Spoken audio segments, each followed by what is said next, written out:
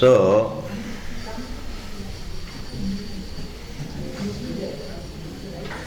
तथा विद्यादिदोषवतः स्वभावप्राप्त इष्टानिष्टप्राप्तिपरिहारार्थिनः तदर्थान्येव नित्यानि इति युक्तं तं प्रतिविहितत्वात्. Veda prescribes the kamya karma for the one who wants things in the world. Understand? It prescribes kamya karma for the one who wants, for the one.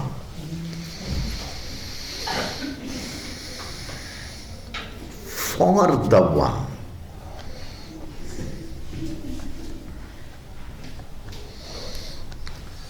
Who wants material objects. For him, it prescribes kamya karmas. Rituals are prescribed, desire-oriented rituals are prescribed for the one who wants material objects. Sometimes the material objects, you don't get despite your known effort. Therefore, the known effort is supplemented with the unknown religious effort. A religious effort, reinforces your mundane effort and get you the results. Simple.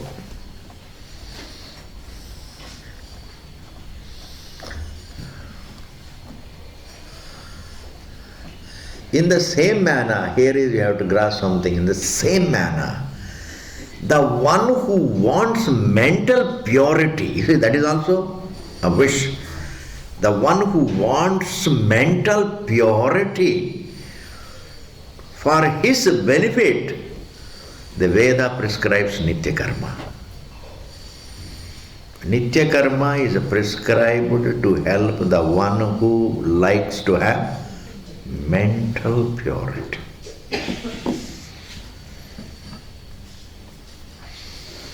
But the only problem here is, beautiful difference to understand is,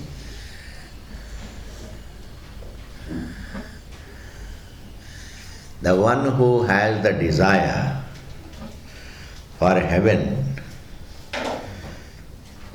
the one who has the desire, only he has the desire to heaven, not everybody is in need of going to heaven. Desire is not a universal need. Desire is subjective, whereas mental purity is universal need. Therefore, Veda prescribes Nitya Karma for everybody. You may be doing Kamya Karma, but along with the Kamya Karma, you will also be doing Nitya Karma. Nitya Karma is something that is universal. Everybody is prescribed. It gives a mandate. Let everybody perform Nitya Karma. Slowly, in many lives, or in some time or the other, your Kamya Karma will disappear. There will only be Nitya Karma. Your desires will be overwhelmed by your Nitya Karma, mental purity. Through Nitya Karma, you will grow out of desire.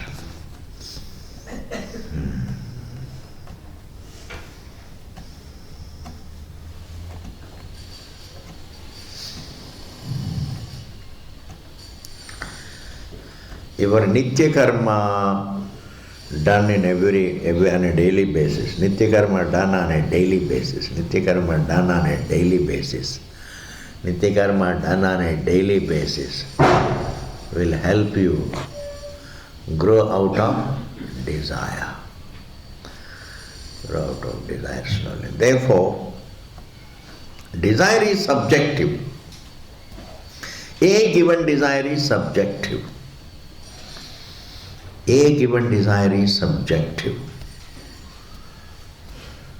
But the mental peace is not a subjective need, it is a universal need. Nobody can say, only you want mental peace, not me, he can't say. Only you want heaven, but I am not interested, you can say that. You may be interested in money, but not me. One can say that. You may be interested in children, but I am not interested. You may be interested in marriage, I am not. You may be interested in that object, I am not. Therefore, all individual desires are subjective, yes. But the love for happiness, that is universal, that is choiceless. What is universal is choiceless. In the same manner, the need for mental peace is not subjective, it is universal. Therefore, the need for nitya karma also is universal. Therefore, Veda prescribes nitya karma for who? Nitya karma for the one who is in need of mental peace, mental purity. Supposing he is already peaceful, he has grown out of even nitya karma. Nitya karma. You grow out of pratishuddha karma slowly, then you grow out of, in fact, you grow out of pratishuddha karma through kama karma. And you grow out of kama karma through the nitya karma, viveka. And slowly you become qualified for understanding the truth, is it not? Therefore, thus, sir, neither kama karma is the answer, nor nitya karma is the answer. Even nitya karma is not the answer. Therefore, Vedanta is neither pratishiddha karma rupam, nor kamya karma rupam, nor is it nitya karma rupam. Vedanta is in the form of understanding the truth. It is not a kriya rupam, it is not doing something. Okay. Therefore,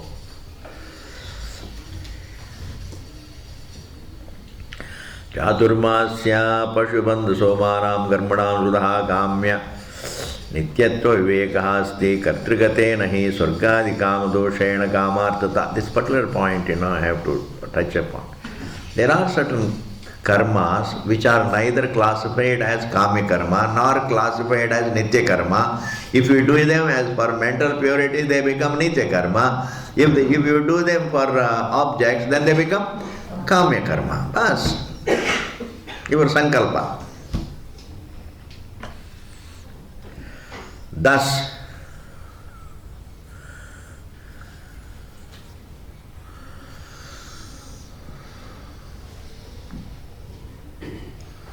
Vedanta is not another karma rupam. What Purvapakshi wants to say, everything that is said in Karma Kanda as well as Vedanta, it should be karma rupam, kriya rupam. We say it is not kriya rupam. Vedanta is not kriya rupam. Slowly we are going to show even nitya karma is not really kriya rupam. It is more niyatam karma, it is niyatam. It's a niyam wala hai. It is more avoiding rather than doing. बाद में आएंगे. न परमात्मा याथात्म विज्ञानवतः क्षमा उपाय व्यतिरेकेण किंचित कर्म विहितमुपलभ्यते. Up to that. For a person who is interested in knowing the truth, what is prescribed for him is only upashama. Upashama means withdrawing from all the disturbing actions and thoughts. Composing oneself is called upashama. You feel tempted for something and then you compose yourself. Slowly slowly that sense of temptation fizzles out. Attraction quietens. You want to take some nice sweet is there, but you are not supposed to take. Then you close your eyes. The first step you should. Do you know what is the first step in handling temptation? Keep your eyes away. Look away from the sweet. Yes, sangat sanjayate kama. I am telling you, this is so true. There are certain beautiful things, you should just use them to help yourself. Why not? Suppose you keep on looking at the sweet. Such nice. It is there on the table and you are looking at it. You will feel tempted. Therefore, if you should not be tempted for the sweets, what should you do, Ji? Don't look at it. Ask the person to take it away from the table. Durra. That's why distance helps you. Distance can help you fight a temptation.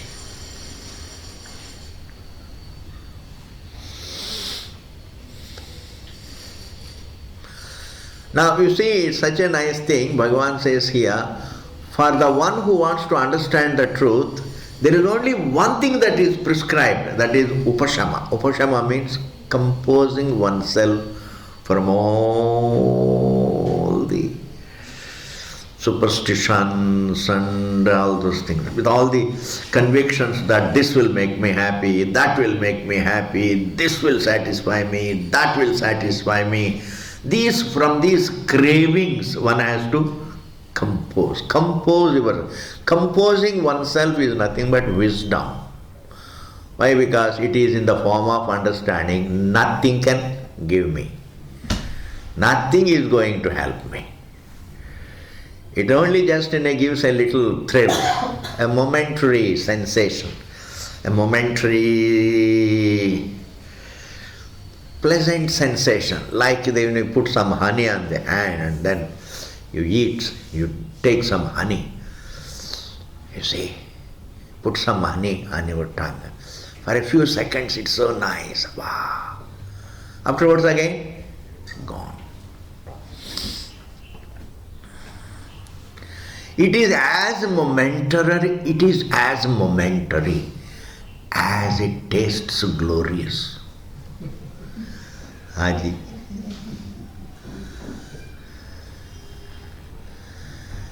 It is as momentary as it is glorious. That is why human beings concentrate on the glory, not on the momentariness. We think about the glories of the pleasures, not on the. And the moment you think of their momentariness, you lose interest in it. Pakka.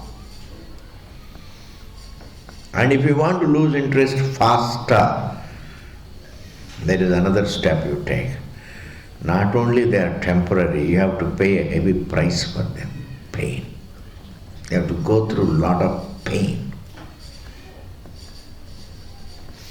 The price that we have to pay for every pleasure is in terms of pain. Bah.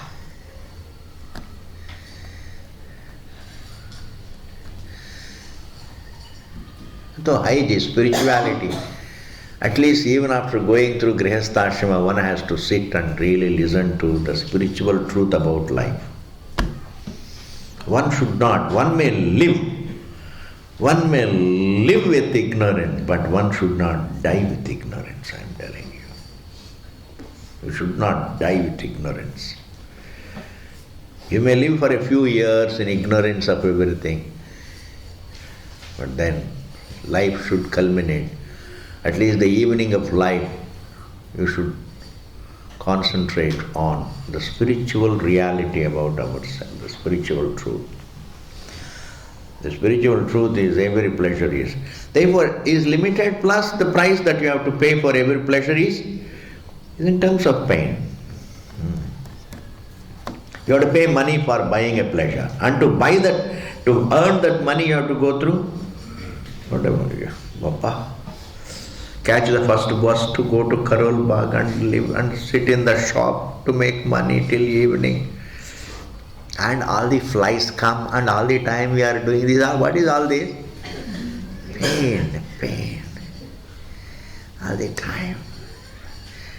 Knees are paining, sitting in the chair, but the customers, the buyers are coming. You have to go through all of it and have lunch at 3 o'clock. 3 o'clock, 4 o'clock, so a lot of struggle. Therefore, what is it that really qualifies a person for self-knowledge? Composure. Collect this word. Composure is a very conveying term. Compose yourself. Don't dissipate yourself. Compose your attention with your... Composing is different from concentration. Concentration also is a vikshepa. Composure is always in the form of your attention being with yourself. That is composure. You are with yourself. You are not worrying about this or that, thinking about this temptation, this desire, this anxiety, that anxiety. Leave it and then be composed. Thus, Upashama is the only thing that is prescribed for a student of Vedanta to understand Vedanta. Is Upashama an action? Is Upashama an action? Is composure an action? No. Composure is not an action. And what is Nitya Karma for? For composure. You may be taking water in your achaman in your hand and doing achamanam and Nitya Karma, all those things you may be doing, but ultimately it is not an action for any result. It is only an effort to avoid. It is more it is an act of composing yourself. We may use the term an act of composing, but it is not an action. It's not an action. This act of being quiet, is it an action? It is not an action.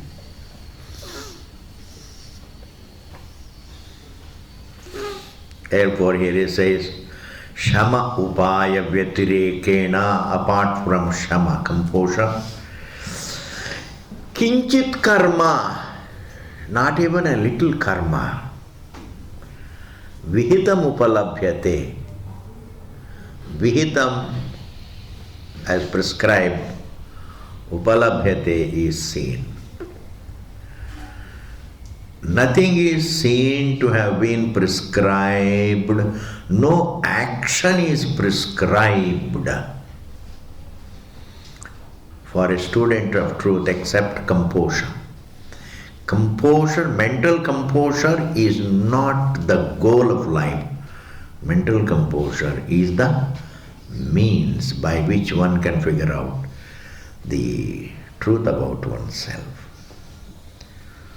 That truth is something that is all comprehensive.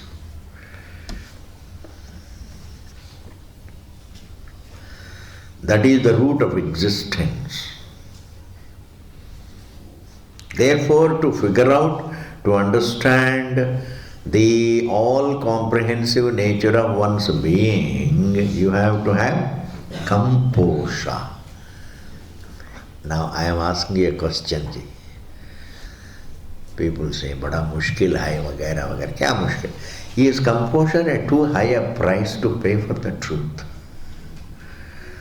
If we have to understand the truth that is all comprehensive, to understand your status as all comprehensive being, for understanding that, mental composure, is it too, composing oneself, is it really too high a price? Is it too high a price? It's nothing. Renouncing anxieties, is it too high a price? Renouncing certain desires, is it too high a price? Renouncing wrong food, is it too high a price? Losing some weight, is it too high a price? Following discipline, is discipline too high a price? I don't think any price is too high for understanding the truth. Because understanding the truth about yourself solves the problem forever. It's like it is waking up from the illusion, ji. And what an illusion, my God, I am a mother. It is an illusion, it's a mother illusion. This is a mother illusion. I am a father is a father illusion. And the body is a physical illusion. Why? Because we are none of those things. Because when you fall asleep, what are you? If you can transcend the label of being a father, mother, body, etc., that means what? You are none of them. You are only silent being. That silence. I can give an example.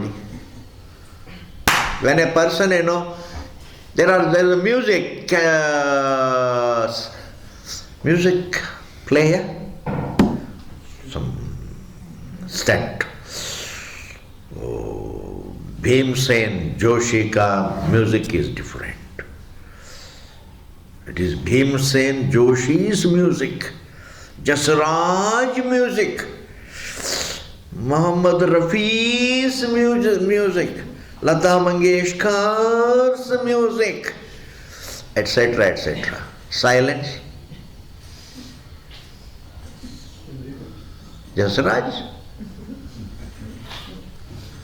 I'm telling you, this is some wonder of wonders. Silence doesn't belong to. That is the truth. Similarly, when you transcend the label of being a father, mother, body, etc., you are only silent. You are absolute silence. Silence is not a part of creation, it is yourself. Therefore, for understanding that great being that we are, to understand that being, which price is too high? No price is too high. I don't think so. This is the truth. Before dying, one must at least listen to this once. No price is too high for understanding oneself. Renouncing everything is not too high a price.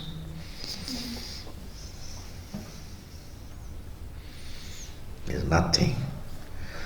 If somebody says, मैं तो सारी छोड़ के आया हूँ, कुछ भी नहीं, अच्छा है. As if really is big, he had done a big thing.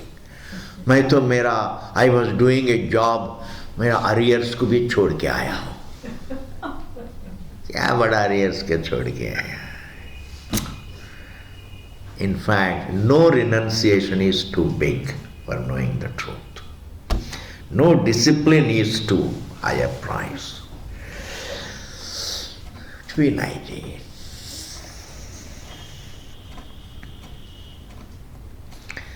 Then alone the ego comes down. A sannyasi becomes humble only when he understands nothing is too big. I have done a big thing, I have renounced everything, as if it is a big thing. Understanding truth is glorious.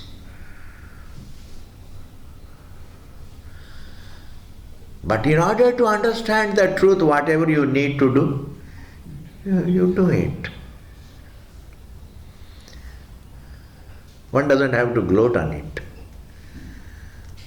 One doesn't have to gloat on it. That's what I wanted to convey.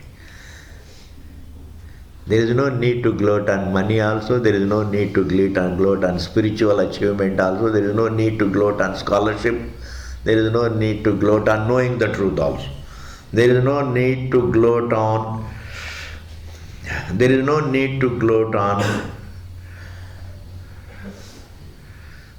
now let me put it technically. There is no need to gloat on telling a lie. Pratishiddha karma. There is no need to gloat on kami karma. There is no need to gloat on nitya karma. There is no need to gloat. When you do the nitya karma daily prayer, the what we call the tendency to gloat on gets resolved. Uska bhi upsham ho jata hai. You don't have to gloat on mental composure. Oh, I am mentally composed. You don't have to gloat on it. Because only that temper, that tendency to gloat on becomes composed, resolved, that is called composure. समझ में आ गया? Nor do you have to gloat on knowing the truth. Because when a person knows the truth, then he doesn't, there is nobody to gloat on.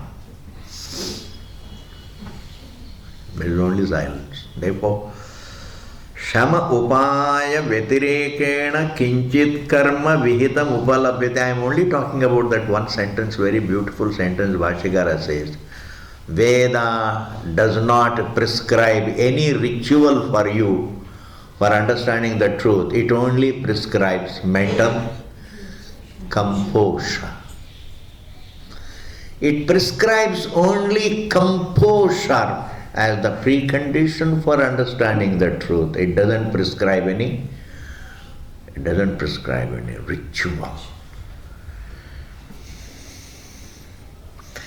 Karma nimitta devatadi sarva sadhana vijnana upamardena hi atmajnanam vidhiyate. Veda recommends self-knowledge. What does that self-knowledge do? Karma nimitta devatadi sarva sadhana vijnana upamardena, up to that, by way of falsifying the division. Self-knowledge falsifies the sense of division. Upamardena. In karma, there is a sense of division. I am the doer and this is the ritual and that is the devata and this is the mantra. These are all various details. There is a doer of the ritual, there is the done ritual, there is a recited mantra, there is a devata. These are all called the division. Karta, karma, karana, etc. These divisions. Karma nimitta devatadi sarva sadhana vijnana upamardena. By way of correcting this entire sense of division, atmajnanam vidhiyate, self-knowledge is prescribed. Vedanta recommends self-knowledge that corrects the entire sense of division. When the sense of division is corrected, then the division born limitation is gone. Where the division is not there, incompleteness. Division is not there, limitation is not there. Where the limitation is not there, incompleteness is not there. Where there is no incompleteness, struggle is not there. There is only shanti. Like when you fall asleep, there is no sense of division, therefore there is no feeling of incompleteness, there is no feeling of fear, there is only shanti. Falsification of the division is the job of self-knowledge. There are so many ways of putting it, Ji. Self-knowledge corrects the division. Self-knowledge corrects the error. Self-knowledge corrects the thought I am the form. Self-knowledge corrects the thought I am in time. Self-knowledge corrects the thought I am the body. Self-knowledge corrects the thought that I am limited. It all means the same. Self-knowledge corrects the Dvaitam. It all means the same. And except by correcting these things, there is no peace. Because peace we don't have to create, peace is our nature. We have to only avoid the disturbance, and the disturbance is that error. You see? How do you become quiet, Ji? How do you become quiet? Do you create quietude or just avoid noise? But that is the truth. That is spirituality. In spirituality you don't do anything. In spirituality you only avoid. Avoid anger, avoid greed, avoid jealousy, avoid hatred, avoid anxiety, avoid disturbance, avoid temptation, avoid all that you need to avoid, avoid. And what remains is only truth. It is like, you see, close your mind to all that you can close it to, then all that remains is yourself peaceful.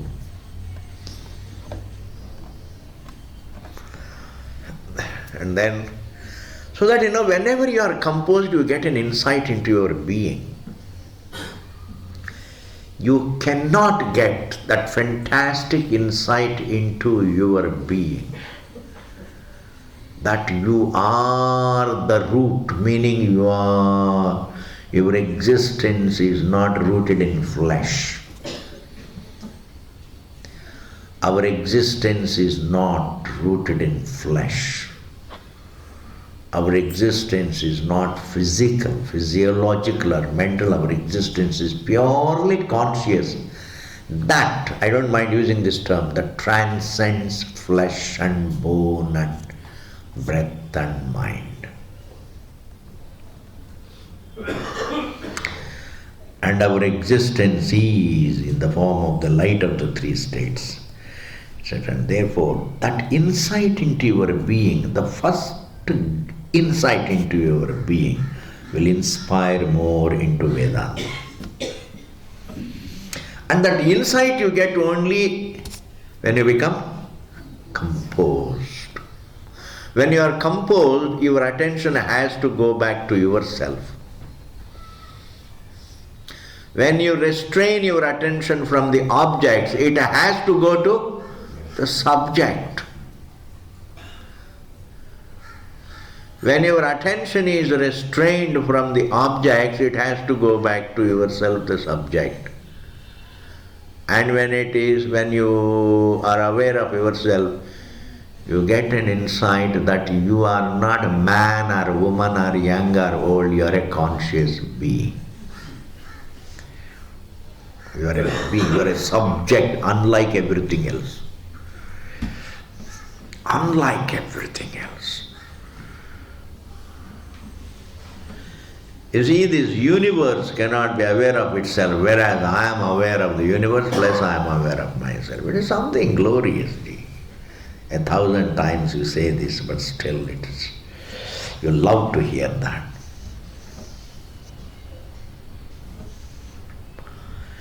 Therefore here Bhagavan says, Atmajnanam is enjoined, Atmajnanam is prescribed by Vedanta as the answer, and that Atmajnanam, the precondition for that Atmajnanam is no ritual, but it is only Upashama. Upashama. Upashama. Pick up this term. Upashama. Composure. Upashama. You have, some temptation and you close your eyes and say, no, no, no, no, no, no. That is called Upashama. Slowly, slowly. Everybody is born with their destiny. Let me not be unnecessarily worried. No.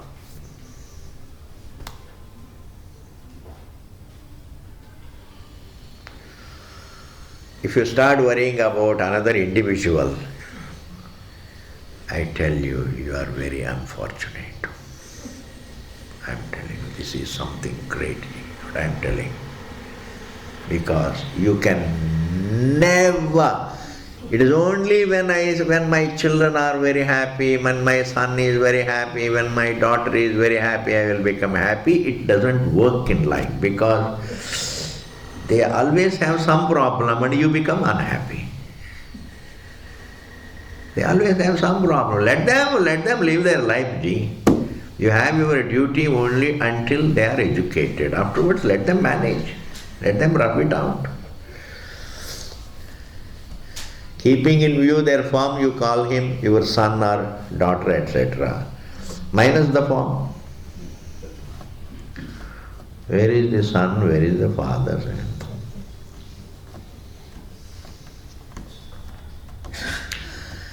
I don't mean that you should become indifferent or anything, but there is a boundary after which then you should think differently. Up to a point, you should care.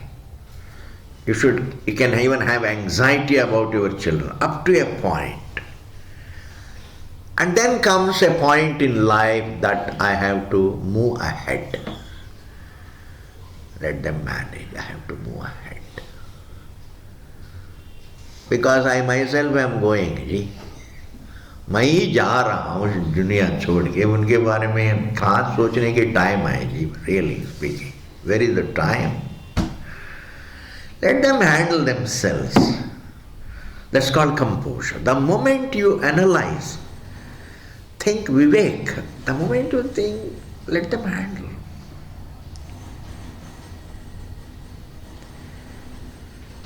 I can't be protective of another individual. Everybody has to manage himself. Give him enough money and then withdraw. That's. Manage yourself. Even if you give a lot of money to your son or a daughter, it will not liberate you from worry. Why? Because the same money they can use it for making themselves more unhappy, and when you see them more unhappy, you become unhappy. The only answer is look after yourself, don't depend upon me. Manage yourself. Manage yourself.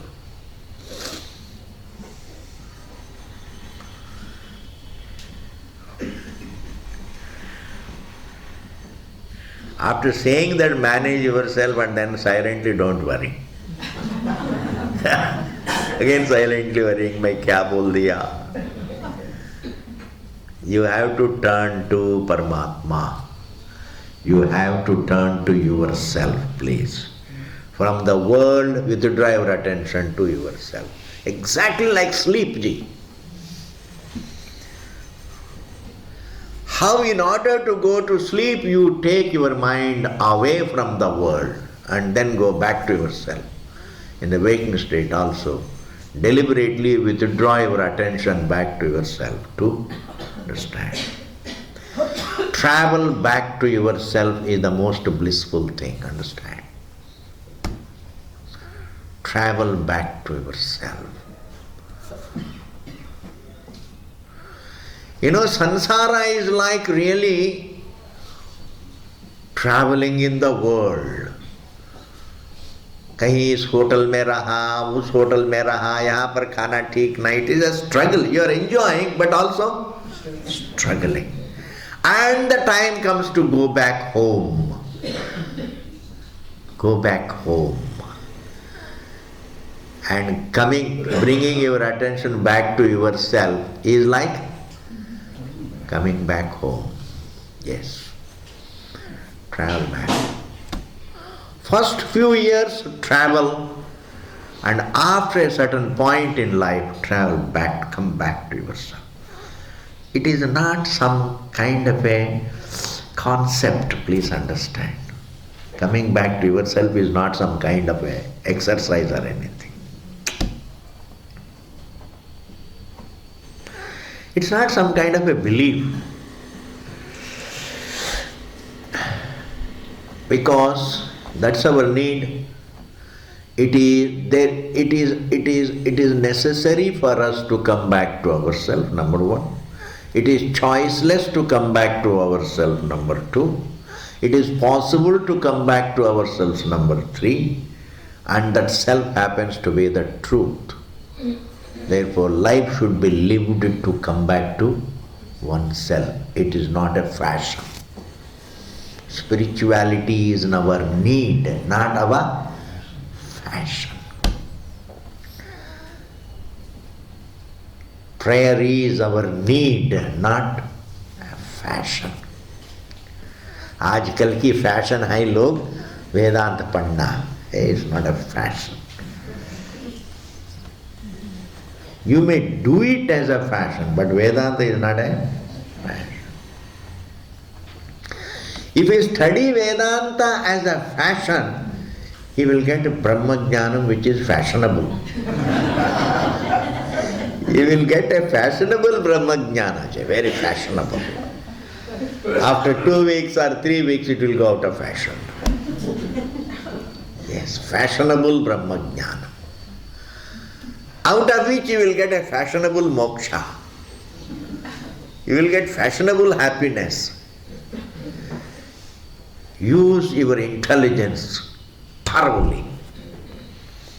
Everybody has intelligence. You should use it. Our existence is not something. We are not here for something. In fact, the whole creation we should use to come back to ourselves. We are not a means to something. We are a means to ourselves. Meaning we are the goal. Our existence is the goal. I don't live for air. I use air for myself. I don't live for the sun. I use the sun for myself. I don't live for food and money. I use them for myself. In fact, I don't live for the creation. I use the creation for myself. The self is never experienced as the means to something. It is always experienced as the goal. Bahut badi baat. There is no evidence of our existence being the means. There is no evidence of our existence being the means to something. There is only evidence of our existence being the goal, the fulfillment. And therefore, enjoy your existence as the goal. Look at yourself as the goal. Yes. I don't mind using the phrase, the truth, that is the be-all and end-all of everything. Yes. The timeless be-all and end-all of everything. The timeless presence of your being. These genders and labels, they are just nothing. They don't count. They don't count in your being. They have a nuisance value. They have a nuisance value. Yes. This gender has a nuisance value for the truth. The flesh has a nuisance value for the truth. It's an error. In fact, for the source of the whole creation, creation has only a nuisance value. What a mirage is a nuisance value. Therefore, Bhagavan says, please, don't fear Vedanta, that it is another ritual. Say, you don't have to do anything. Vedanta is not something, you have to follow. When you go to the temple, they ask for your gotra. Please tell me your gotra. Why? So that, they can do sankalpa. So and so name, so and so gotra, so and so father, etc., etc. Amuka nama, amuka putra, amukasya putraha, amuka gotrasya. All these things, amuka means palana, naam, palana, etc., etc. You have to do sankalpa. And there you say, I don't know gotra. It's too embarrassing to go to a temple and say, I don't know my gotra. But for coming to Vedanta, you don't have to feel embarrassed. Because nobody is going to ask you your gotra. Definitely not your janda. Why? Because a lot of people these days look, men look, women look also. And there are a lot of, the dress is common. I'm telling you this because somebody came to my place and he said, Mataji is coming from abroad, etc. And I said, maybe some Mataji, some religious Mataji. And he came and sat down. I was confused. Yeah, Mataji hai, koi just some. He was looking, he has the face of a man. And Mataji, and dressing like a man. That is okay, but at least looks wise you should look like a woman if you are a woman. Maybe I got men's qualities. पता नहीं जी आजकल की दुनिया में who cares ji, who cares, remember this, who cares whether a person is a man or a woman or something else, who cares? Conscious being doesn't have gender. Get out of all these things. Don't feel all those thoughts. Feel comfortable with all, because everything is the truth. Everything is the truth. Therefore, here Bhagavan says, what is prescribed for self-knowledge is only composure. Nacha upamardita kriyaka nacha upamardita kriyakaragadi vijnanasya karma pravritti rupapadyate. A person who has falsified the division is not going to again take interest in rituals. For knowing the truth, you don't require rituals. After knowing the truth also, you don't require rituals. You know, there are certain theories, Jeev. One person says you have rituals, upasana ritual becomes a kind of a condition for self-knowledge. Another person says, prasankhyanavadi, you should continue doing some kriya even after knowing.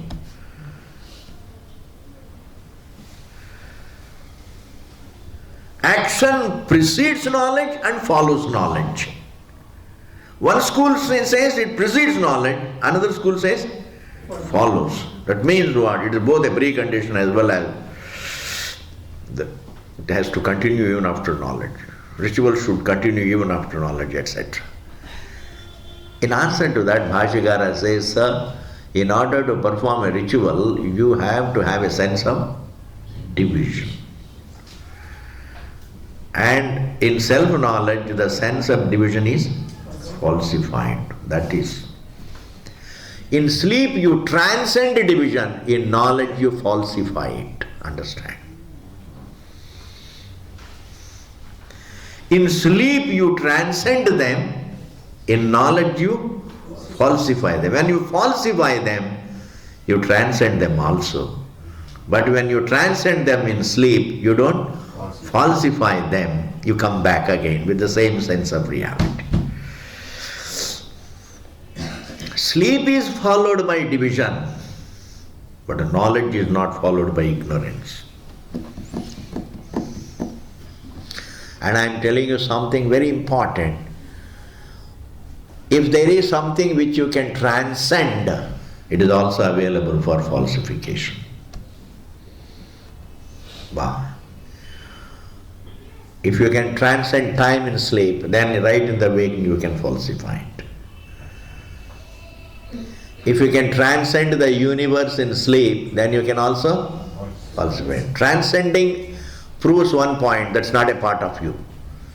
What is not a part of you, that you can transcend. What is a part of you, you cannot transcend.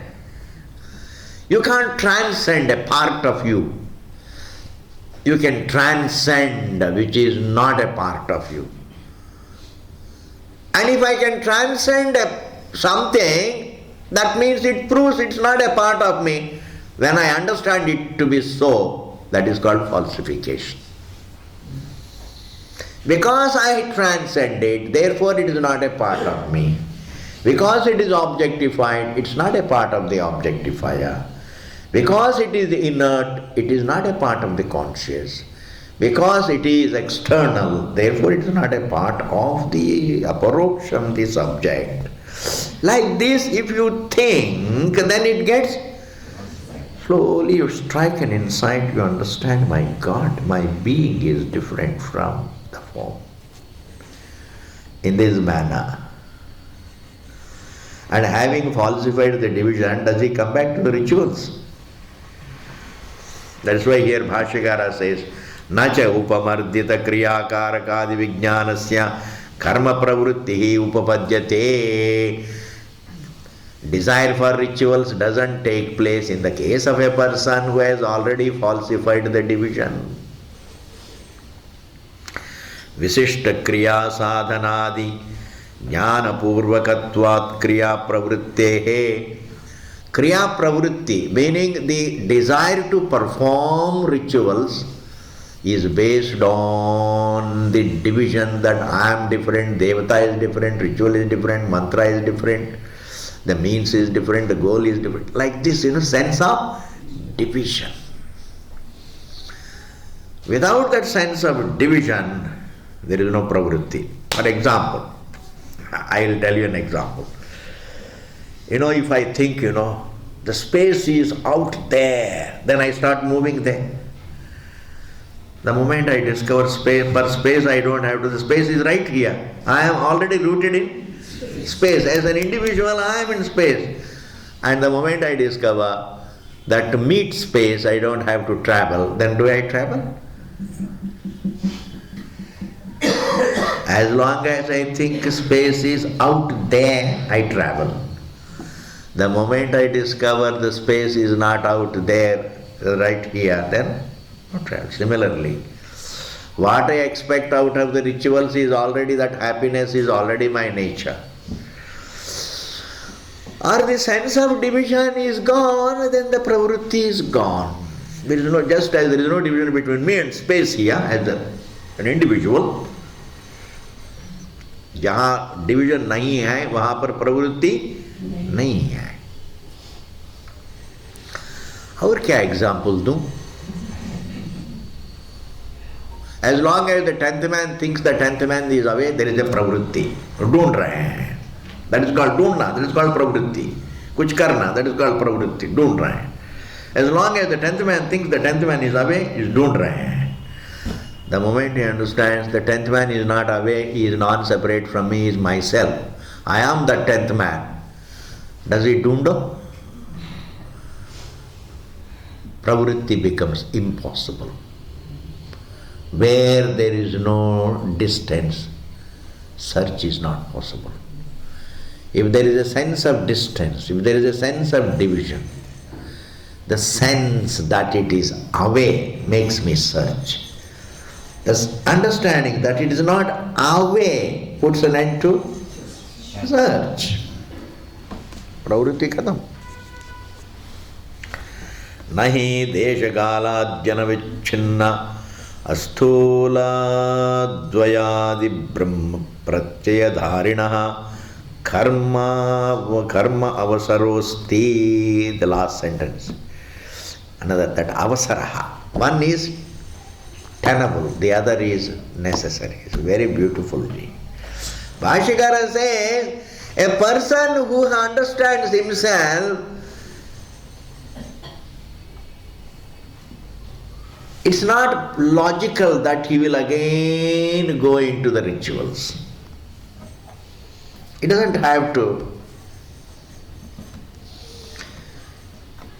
Not only that, it is not necessary for him. The one who has found, the one who has falsified the sense of division, therefore he is peaceful. For a peaceful person, there is no need for ritual. Without division, ritual is not possible. Without unhappiness, ritual is not necessary. When you are happy with yourself, in fact, desires don't stem from happiness. Desires stem from unhappiness. Desire stems from unhappiness. समझ में आ गया ना?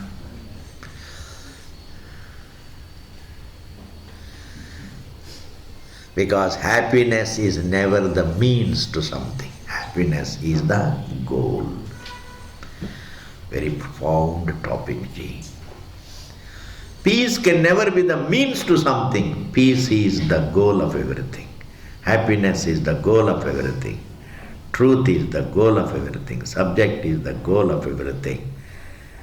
You can't use peace to reach heaven.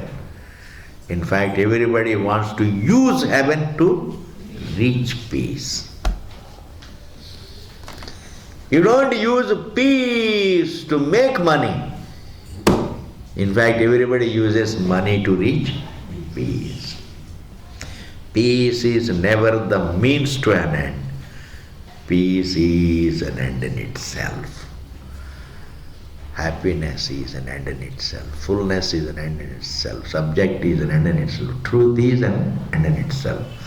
God is the goal, not the means. You can't use God for making money.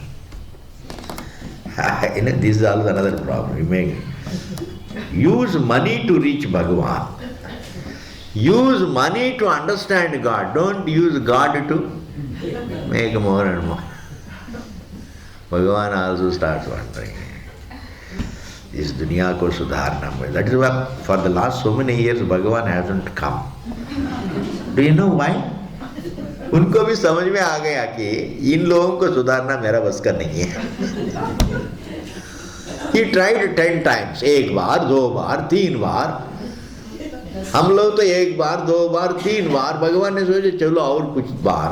Kurma अवतारा, Varaha अवतारा, ये अवतारा, वो अवतार, Narasimha अवतारा, all avatars. He tried ultimately Rama अवतारा and Krishna अवतार. And Krishna अवतार में समझ गया because he was Purna अवतारा. Krishna अवतारा is Purna अवतारा. Purna अवतारा means अक्ल बढ़ गया, समझ में आ गया मेरा बस का नहीं है. My God has not come now. For so many years Bhagavan has not come. Why? वो समझते हैं कि मेरा बस का नहीं है. Don't use God to make money. Use everything in God's creation to understand God. No statement can be more useful than this. Use every resource of yours to come back to yourself. Use every faculty to come back to yourself. Use all your resources to come back to yourself. Use resources for the truth. Don't use resources for temporary, to go away from the truth. It's clear, Ji. And therefore here Brahma Pratyaya Dharinaha Karma Sarvastiti. And now we are going to see a new point. That means Vedanta cannot be interpreted as either as a Kamya Karma or even mere Nitya Karma. Because Kamya Karma, Vedanta is only showing this is what you are. It's a statement of fact. It is not a statement of injunction.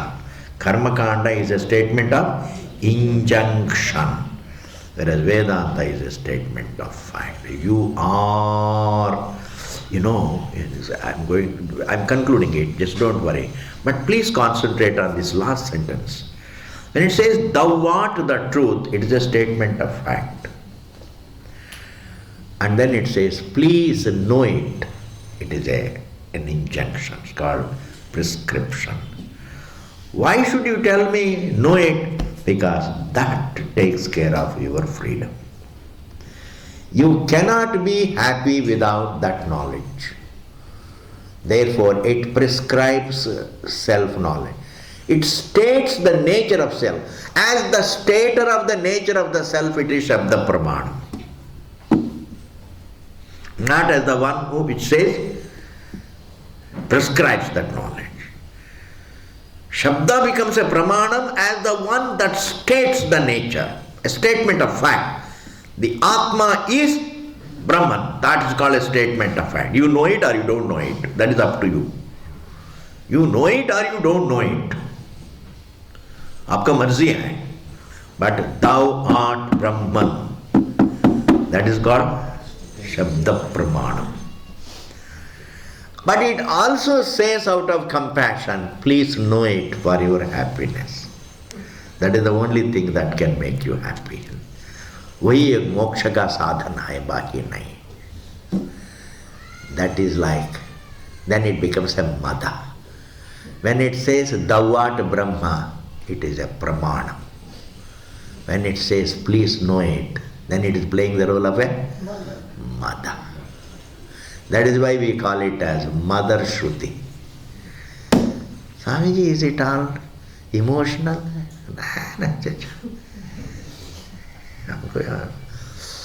Our mother doesn't have any of those funny emotions. It only states a fact. There also it is stating a fact. Without knowing the truth, you cannot be free. That is also Pramana Bhutamji. And it goes on repeating until you understand it. That makes it a mother. Continue it later. Then comes a very beautiful point. What about food and everything, eating food? That's not a kriya. Going for food, cooking food, eating food. Rituals, all right, you have grown out of rituals. You have grown out of nitya karma. You grow out of all kriya. But what about eating? Can you grow out of it? Bhashikara is going to say, for heaven's sake, please don't grow out of it. Otherwise, you will be denying yourself the opportunity to know the truth. But there are a lot of beautiful points in that. We'll see that.